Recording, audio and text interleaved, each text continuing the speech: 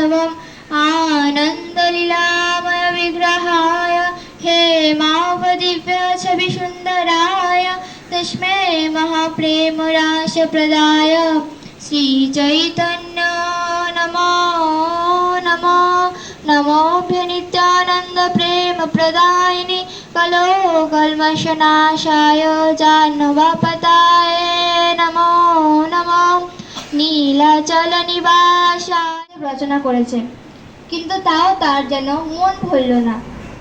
তখন সে একদিন নারদ মুনি তার বাড়িতে আসলো। নারদ মুনি আসলো তখন ব্যাসদেব মুনি তার খুব আপ্যায়ন করলো, তার পদজল করলো, তাকে মিষ্টি দিল। যখন কোনো ব্রাহ্মণ বা গুরুদেব বৈষ্ণব যখন আমাদের অতিথি যখন বাড়ি আসে, তখন তার যথাযথ আপ্যায়ন করতে হয়।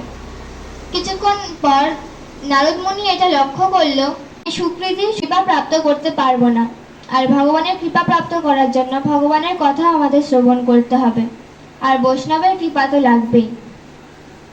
তখন নারদ মুনি ব্যাসদেবকে উপদেশ করলো যে তুমি ভাগবত রচনা করো। তখন ভগবত ছিল চারটে শ্লোকের, চতুর্শ্লোক ভগবত ছিল তখন। এই ভগবত তখন ব্যাসদেব লিখেছিল চতুর্শ্লোকে। পরবর্তীতে যখন ব্যাসদেব মুনির পুত্র সুখদেব মুনি আবির্ভূত হন,